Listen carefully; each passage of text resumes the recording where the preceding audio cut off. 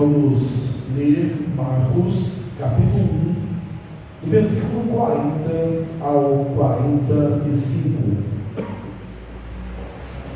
Repetindo, Marcos, Evangelho de Jesus Cristo, conforme escreveu o evangelista Marcos, capítulo 1, versículo 40 a 45. Se não se encontraram, por favor, quem nos colocar de pé, que vem essa palavra de Deus,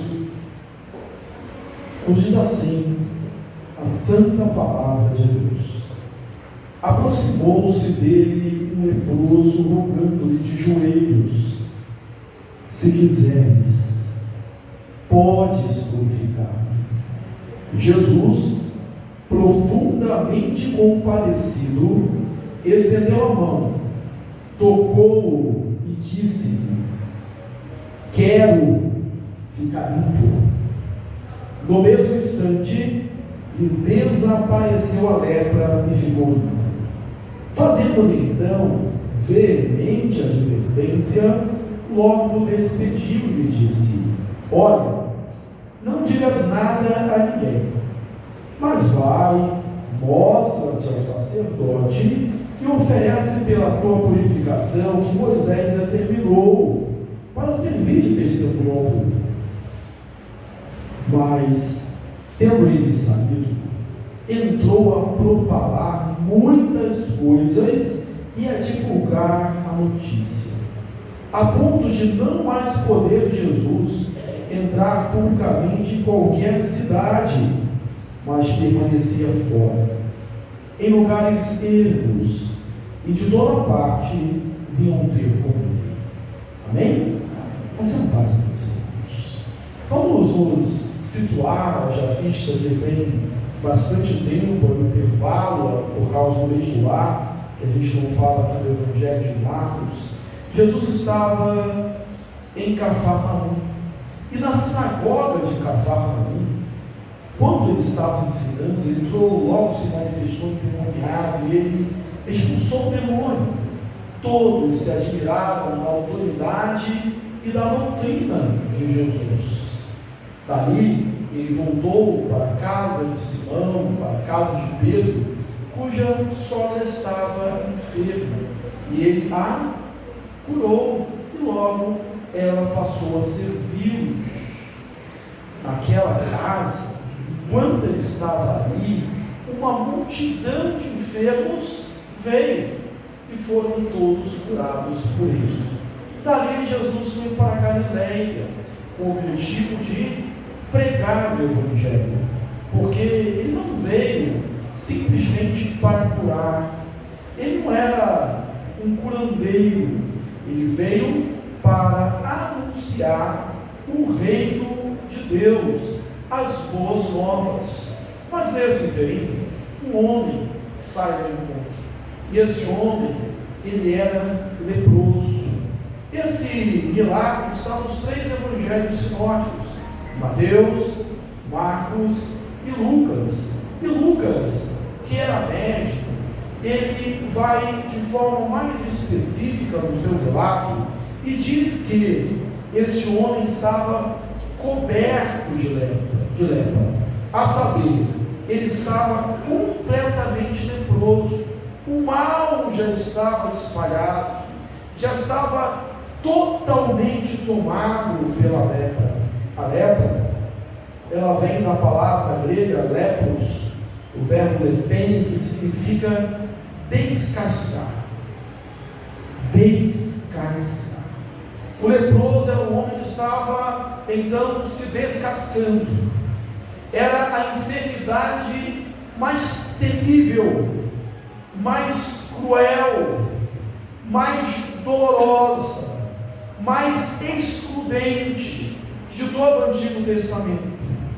A gente pode até imaginar um dia esse homem, ele vê uma mancha surgindo na sua pele.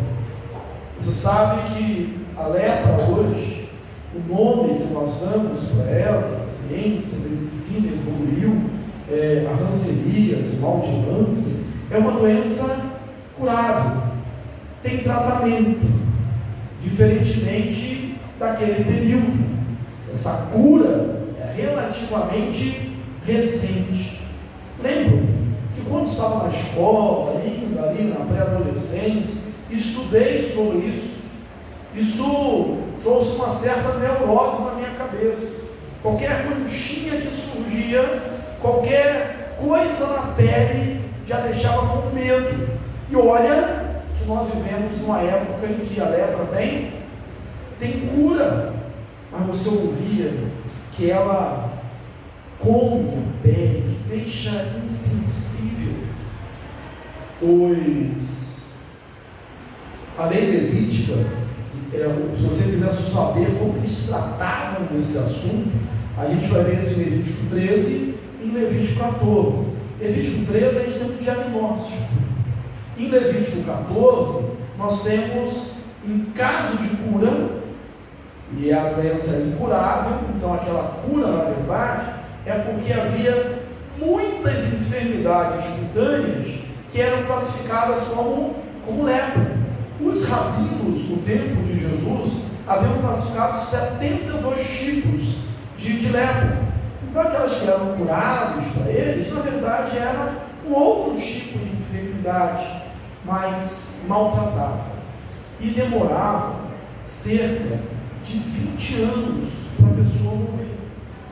Só que o que você mais quer quando você está doente? O que você mais quer quando você está sofrendo?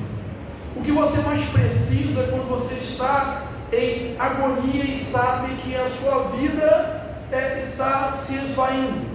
Você quer, além do tratamento, que não existia, você quer companhia, você quer carinho, você quer afeto, você quer alguém do seu lado.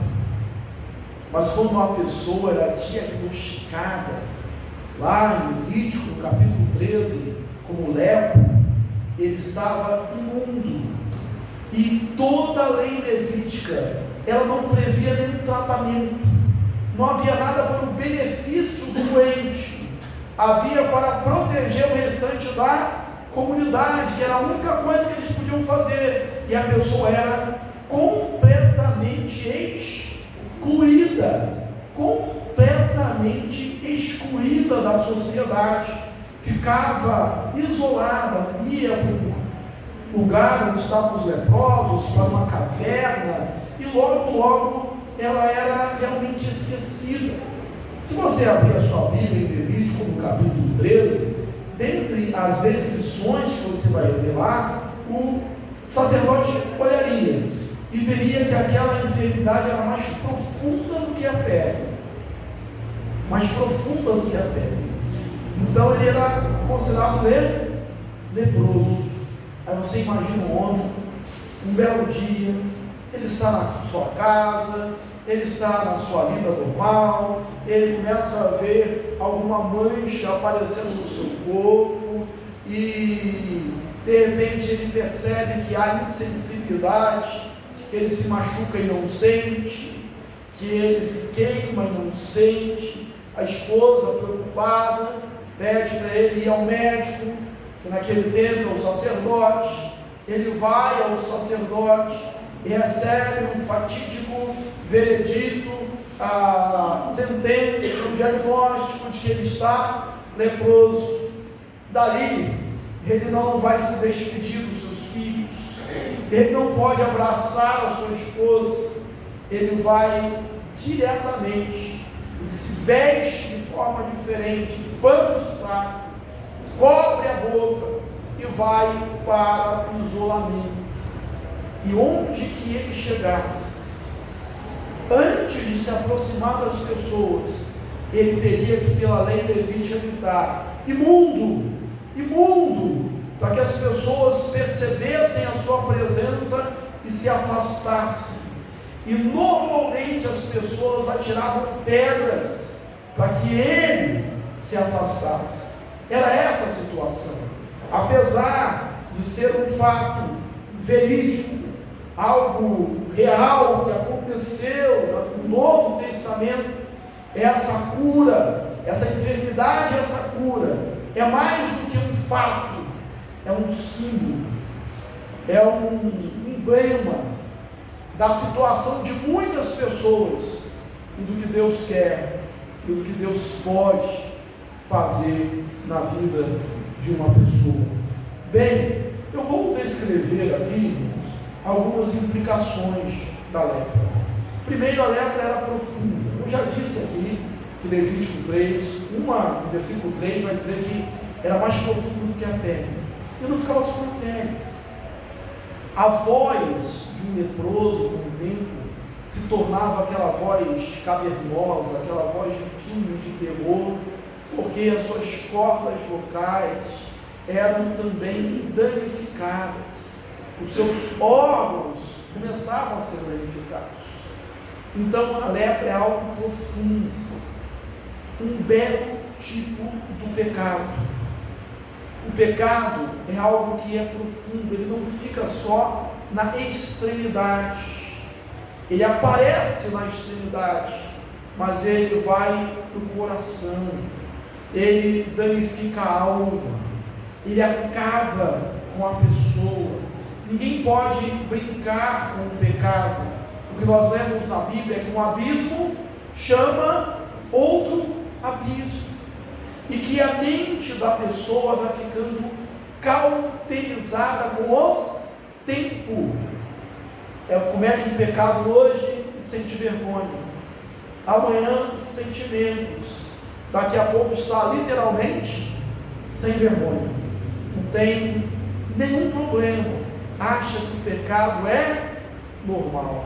Quem nunca ouviu aqui aquela história, aquela ilustração antiga da rã ou do sapo que é colocado numa panela? É só ilustração, tá, irmãos? Pois olha, nenhum animal foi ferido nessa história, apenas uma ilustração. O pastor, querendo mostrar o efeito do pecado, pegou ali uma panela e ferveu, a água ali fervendo, e ele pegou um sapo e jogou na panela. O sapo bateu na água e pulou, foi embora. Ele pegou, eu acredito, de um outro sapo, ia dar esse mote, ficar por ali, pegou um sapo e colocou numa panela de água fria, em cima do fogão. O sapo ficou lá, todo relaxado. Ele acendeu o fogo, ele vai absorvendo a temperatura, A água foi esquentando, esquentando, esquentando, esquentando mais, enfervescendo, fervendo, e o sapo cozinhou ali. Ele não saiu, porque foi algo gradativo, para mostrar como o pecado às vezes age na nossa vida, na nossa história. Mas não se engane, o pecado nos mata, o pecado nos separa de Deus. Uma outra coisa que o pecado faz, e parece muito com a lepra, é que o pecado nos separa de Deus. A Bíblia diz que, lá em Isaías, que as mãos do Senhor não são encolhidas, seus braços não são encolhidos para nos receber, mas as vossas transgressões fazem separação entre vós e o vosso Deus. O pecado separa. E realmente, uma das maiores dores causadas pela lepra era o isolamento, era a separação. O leproso era considerado um morto-vivo. Isso perdurou durante muito tempo. Na Idade Média, por exemplo, quando alguém era diagnosticado com lepra, o padre, o sacerdote, ia com o crucifixo, suas vestes ali habituais, e fazia a cerimônia de extrema unção. Era decretada a morte, ele era tratado como morto, embora tivesse vivo, completamente isolado. A Bíblia narra muitas histórias de pessoas assim. Nós temos o exemplo de Naamã. Naamã, lá em 2 Reis, no capítulo 5, ele era descrito como um herói de guerra, um general do exército da Síria, a maior potência daquele tempo, e o texto diz um porém era leproso, nenhuma glória que ele tinha, a fama que ele tinha, o dinheiro que ele tinha, a glória, a honra que ele tinha, nada disso podia aplacar a doença que ele carregava. Talvez as roupas, a ornamentação, todo aquele parâmetro ali militar, deixasse ele ainda vultuoso quando ele estava diante dos seus comandados, quando ele aparecia diante do rei. Mas quando ele chegava em casa e ele tirava aquela roupa, por dentro, por baixo da veste, tinha doença, tinha lepra, tinha algo que estava corroendo, tinha algo que estava matando. E aí dessa história nós vamos já deduzir, vamos ver, porque você sabe que a menina, a serva de Naamã, que era uma judia deportada, escrava, fala: se o meu Senhor estivesse diante do profeta que está em Samaria. E aí há um movimento para levar Naamã até Samaria, e ele vai com a carta do rei, para o rei de Israel. E quando o rei de Israel recebe aquela carta, o leproso, o que ele diz? Ele está procurando um pretexto para romper comigo. Estou eu acaso no lugar de Deus para curá-lo? Só Deus podia curar. Curar uma lepra era a mesma coisa, a mesma dificuldade, o mesmo grau de impossibilidade de ressuscitar um morto. E aí o profeta Eliseu diz: que o senhor está abatido, que o senhor está assim, manda, traz para mim. E aí o Naamã pensa que vai ser recebido com pompa, com todo um ritual, e o profeta nem sai ao seu encontro aqui. Quando ele se banhar 7 vezes no Rio Jordão, ele vai. Ele não queria, porque ele se sentiu ofendido, mas um jovem, o seu moço, disse: meu Senhor, se o profeta tivesse te pedido alguma coisa difícil, porventura você não faria? Quanto mais que te pediu para se banhar 7 vezes no Rio Jordão, 7 mergulhos apenas. E ele estava assim: mas os rios lá de Damasco são mais limpos, são melhores. Se fosse falta de banho, eu tomava lá. Mas ele foi, mergulhou uma vez, nada aconteceu. Mergulhou 2 vezes, nada aconteceu. Apenas quando ele mergulhou e saiu da água na 7ª vez, a sua pele estava pura, limpa, como de uma criança. Só Deus pode curar. Mas essa lepra separa do trabalho. Tem gente que é tão ligada ao trabalho, o trabalho identifica tanto, e acontece isso conosco mesmo. Quem exerce uma profissão ali há 10, 20, 30 anos, você e o trabalho parece que é a mesma coisa. Você se identifica com a sua profissão. As pessoas perguntam: o que você é? Você não diz: eu sou um ser humano, eu sou um homem, eu sou uma mulher, eu sou isso, eu sou aquilo. Você se identifica pela sua profissão. A lepra tirava isso. Você não tem mais profissão, você não pode mais exercer o seu trabalho. Alguns se identificam com a sua família. A minha família é tudo para mim, mas você agora não tem mais família.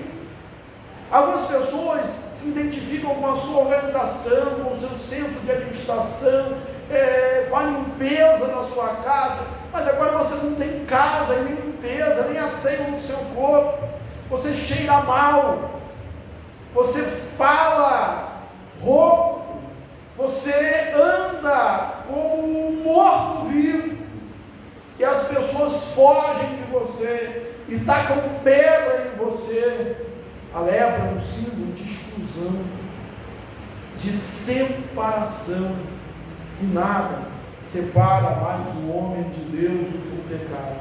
Aliás, a lepra não pode separar de Deus, nenhuma doença pode separar o homem de Deus, mas o pecado separa o homem de Deus.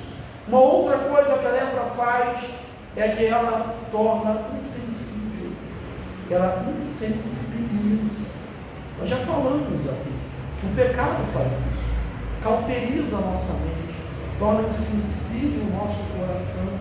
Uma forma, talvez, de nós dizermos isso hoje, é quando, diante de pecado, nós dizemos, mas isso não tem nada a ver, isso foi no passado, isso era coisa dos nossos pais, mas vai passar o céu e a terra, e a palavra de Deus não passará. O pecado que foi no passado, que é errar o alvo, continua sendo um pecado hoje. E na verdade, é muito mais fácil você errar o alvo do que acertar. Errar o alvo, todo mundo erra. Pecar, todo mundo peca. Isso é fácil.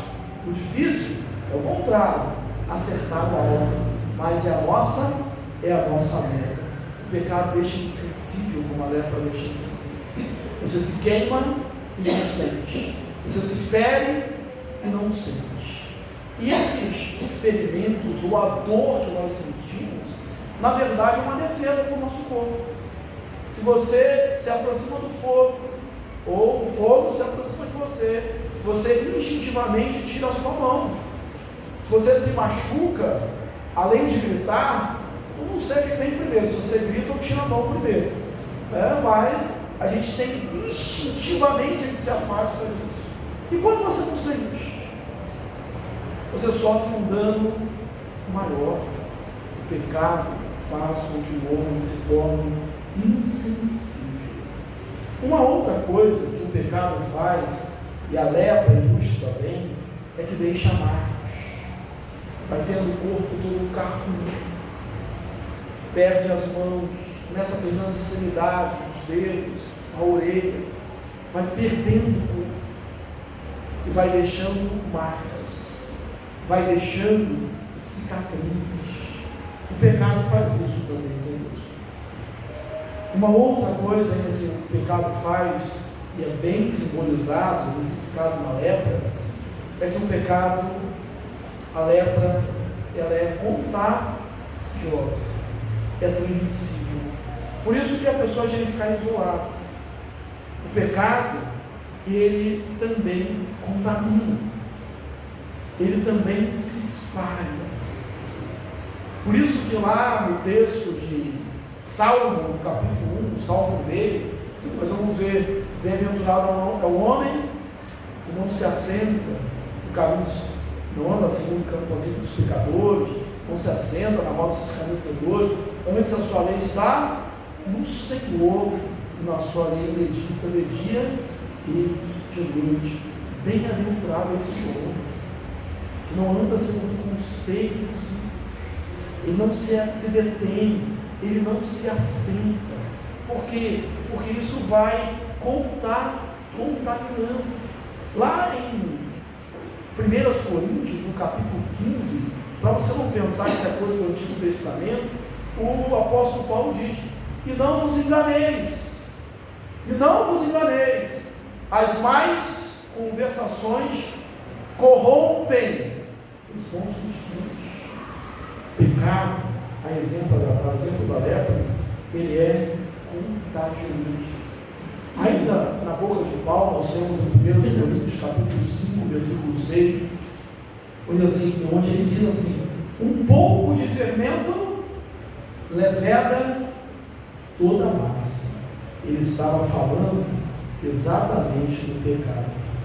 E a lepra deixa as pessoas impuras. Se você, nós já aprendemos aqui sobre o Evangelho de João dele, nos Evangelhos, de uma forma muito especial, a gente tem a cura para todas as enfermidades.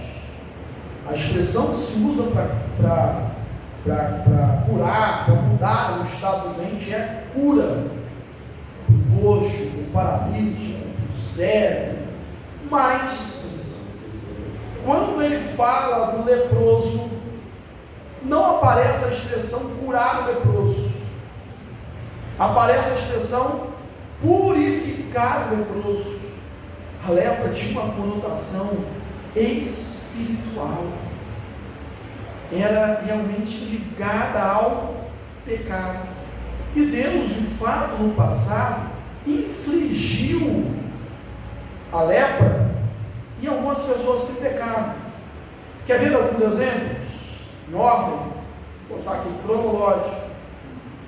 Miriam, o pecado da rebelião.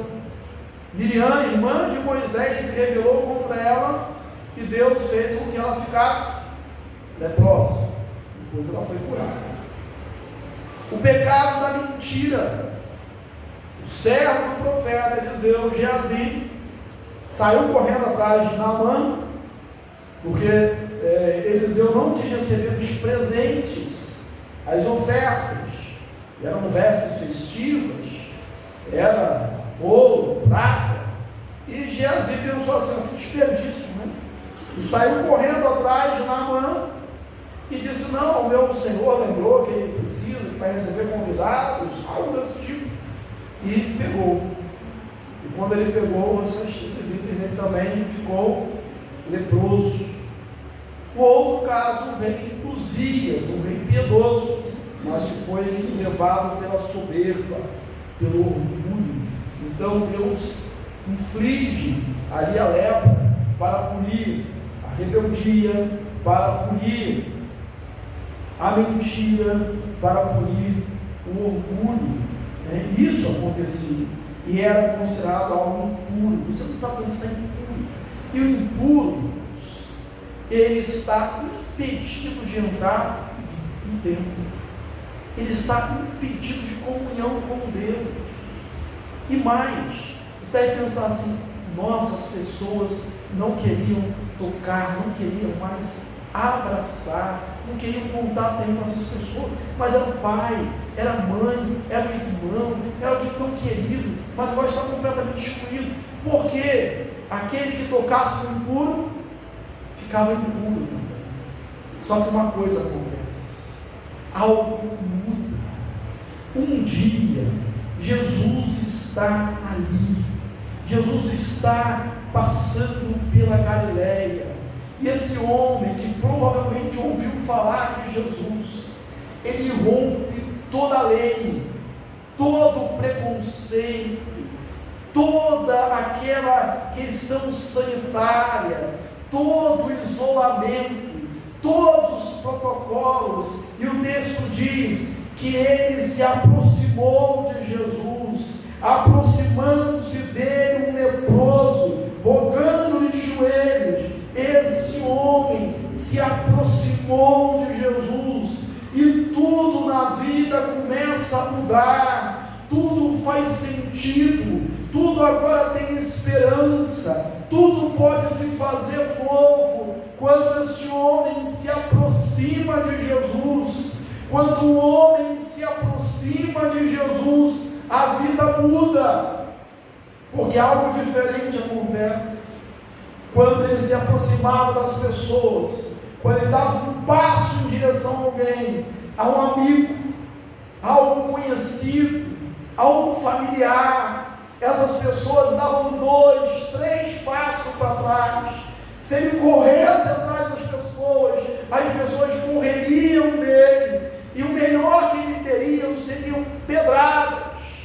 Imundo ele tinha que gritar. Mas quando a gente se aproxima de Jesus, nós não gritamos imundo. Há um outro texto, uma outra situação, onde não um homem, mas 10 homens leprosos, de longe, não se ousaram se aproximar tanto, mas eles não gritaram imundo, imundo. Eles gritaram outra coisa. Eles gritaram: Jesus, tem misericórdia de nós.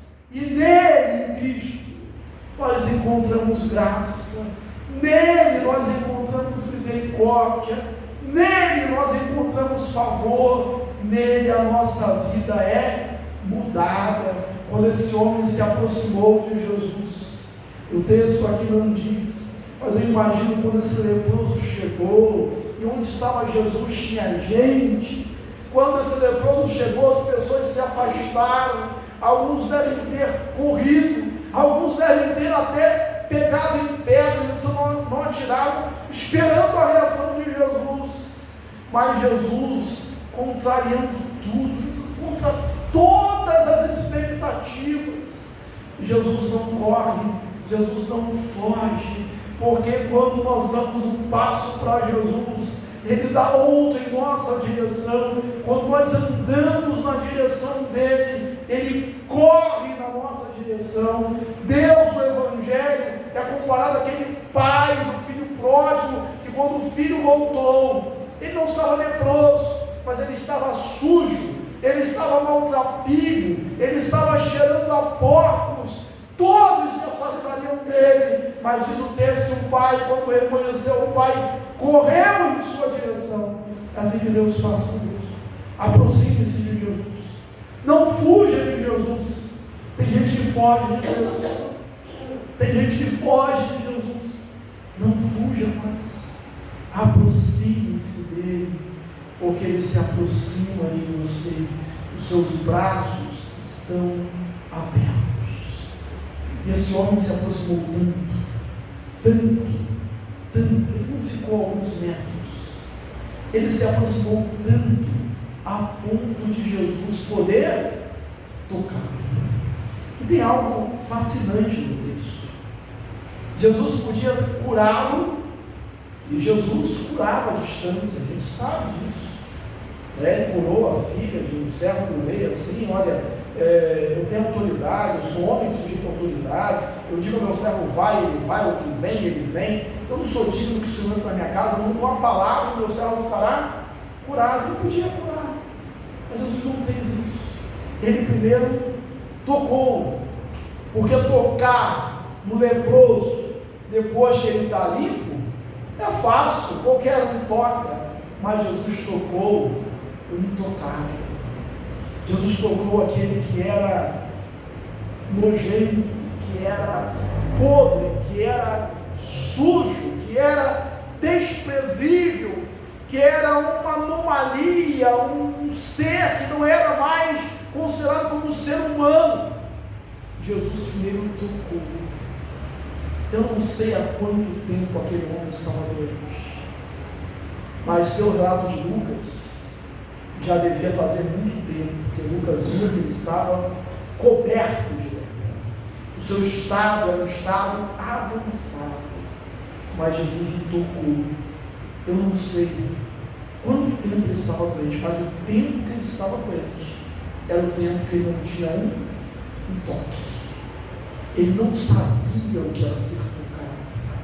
Ele precisava daquilo tanto quanto precisava da cura. E esse toque de Jesus é um toque de amor, é um toque de aconchego, é um toque de integração, é um toque de colocar de volta a humanidade nesse homem que havia sido desumanizado. Jesus faz isso. Ele te toca hoje, ele toca em você hoje. E sabe, melhor é que a lógica de Deus é diferente da lógica do mundo. Quando alguém tocava no mundo, ficava imundo, mas nenhuma imundície do mundo, nenhuma podridão do mundo pode contaminar Jesus. Às vezes nós nos aproximamos de Deus e pensamos assim: mas eu sou impuro, eu não mereço mesmo, você não merece mesmo. Mas um pecado que eu tenha cometido, ou que você tenha cometido, pode manchar Jesus. Quando Ele toca em nós, não é Ele que é contaminado, somos nós que somos purificados. Esse homem, ele se dobra, ele se ajoelha, mostra a submissão, e ele roga. O texto diz: ele roga, ele suplica de joelhos. É um reconhecimento da soberania de Deus. E como alguns crentes hoje precisam ler um texto como esse, porque a Bíblia nos mostra assim, como leprosos, como mortos em delitos e pecados, na linguagem de Paulo aos Efésios. Mas tem crente que acha que pode requerer alguma coisa, que pode determinar alguma coisa. Tem crente que, se o que ele fala, o que ele prega, a forma como ele diz fosse verdade, É melhor que a gente sirva a Ele do que Deus, que Ele manda em Deus. Então a gente vai lá numa fonte de autoridade que é esse bendito crente. Ninguém determina nada para Deus. Ninguém manda. Ninguém pede, eu quero meu direito. Porque o direito do homem, a única coisa que você tem direito é o inferno. Porque você pecou e carrega o pecado de Adão. Essa é a postura do contrito. Um coração contrito, não desprezarás, ó Deus, e não despreza mesmo. E olha o que ele disse: se quiseres, podes purificar. No coração daquele homem, não tinha nenhuma dúvida de que Jesus podia. Ele sabia que Jesus podia. Ele só queria saber se Jesus de fato queria. E a resposta de Jesus é a resposta da graça, é a resposta do amor, é a resposta do favor. Quero, fica limpo. E como nós precisamos ouvir isso de Deus, não há nenhuma luta sua que seja impossível para Deus. Os seus impossíveis são coisas de rotina para Deus, são coisas fáceis para Deus. A única coisa que você precisa saber no meio da sua luta, seja ela em que área for, é se Deus quer. É por isso que nós oramos: se Deus quiser, faça-se a tua vontade. E hoje nós queremos ouvir, nós precisamos ouvir Deus dizendo para nós, os nossos problemas, os desafios, as lutas, eu quero, porque isso resolve todas as coisas. Fica. E o texto diz: imediatamente, no mesmo instante, lhe desapareceu a lepra. Eu sei, irmãos, que algumas coisas são um processo. Algumas coisas são processos. E nós crentes muitas vezes acostumamos a dizer são processos. E é mesmo. Mas Deus, quando Ele quer, Ele opera e o milagre acontece de forma imediata. Você não precisa ser liberto aos poucos. Ele faz de uma hora para outra. Ele livra. Se alguém está em Cristo, não vai se tornando nova criatura, é nova criatura. Aquele homem demorou muito tempo. Lembra que no início eu falei que era uma doença que machucava? Tem aquela doença que é instantânea, você morre rápido, mas tem aquela que maltrata, que vai te corroendo, literalmente comendo a sua carne, como o caso da lepra aqui no Novo Testamento, dia a dia, demora até 20 anos. Já disse, eu não sei quanto tempo esse processo de degeneração, de corrupção aconteceu na vida daquele homem. Talvez uns 20 anos, talvez ele estivesse ali já nos últimos instantes da sua vida. Mas num instante, 20 anos foram mudados. Num instante, uma vida inteira de dor foi transformada. Jesus pode fazer isso. E se aproprie que aquilo que está escrito em Atos. Jesus Cristo, ontem, hoje, é o mesmo e o será para sempre. E ele ficou limpo. Glória a Deus. Mas aqui uma palavra de Jesus que pode ser que nós não entendamos de imediato. Jesus fazendo então veemente advertência, logo despediu. Preste bem atenção nisso. Jesus fazendo veemente advertência. Ele não falou assim superficialmente, ele falou com ênfase, ele frisou bem o que ele queria e despediu dizendo: vai mostrar seu sacerdote, cumpre o ritual. Jesus ele não era um revolucionário que estava querendo romper tudo. Vamos romper na hora e no momento que for necessário, mas vamos cumprir a lei. Jesus não manda cumprir a lei. e não diz para ninguém, para que sirva de testemunho ao povo. Não diga de nada a ninguém, mas vai lá cumprir o que a lei manda. Mas ele, aí você fala, pastor, vamos pensar aqui nos 20 anos, né, hipoteticamente, a gente não sabe bem, mas foram 20 anos de isolamento, foi 20 anos na caverna, foram 20 anos no leprosário, foram 20 anos de exclusão, foi 20 anos sem ver a mulher, sem ver os filhos cresceram e ele estava ali isolado sem ver, foi 20 anos comendo migalhas, independentemente do estado social que você tinha antes, foi 20 anos vendo o corpo, e todos nós carregamos um pouco de vaidade, vendo o corpo se tornar uma monstruosidade, e naquele tempo não tinha espelho, mas eu imagino você olhando no espelho e falando, esse não sou eu, não sou mais eu, e de repente a pele está limpa, o corpo está restaurado, a voz que estava rouca voltou a ser uma voz bonita, os olhos que não tinham mais pálpebras não piscavam mais, voltou a ter pálpebra, foi todo restaurado. Ele sai e ele começa a falar disso, ele começa a propalar muitas coisas. Você diz, pastor, mas isso aqui qualquer um faria. Qualquer um faria. Mas Jesus falou para não fazer.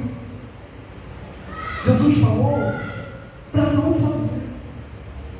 Quando a gente vai a Jesus como Salvador, a gente vai a Jesus também como Senhor.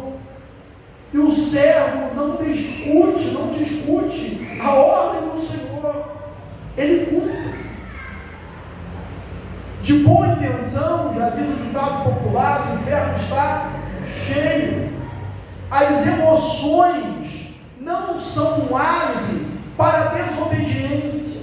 O nosso temperamento também não é um álibi para a desobediência. Ele devia ter apenas obedecido. Porque obedecer, como disse Samuel no Antigo Testamento, é melhor do que sacrifício, é melhor do que o holocausto. O que Deus quer é obediência. É você para, mas pastor, pregou o Evangelho. O negócio é pregar o Evangelho.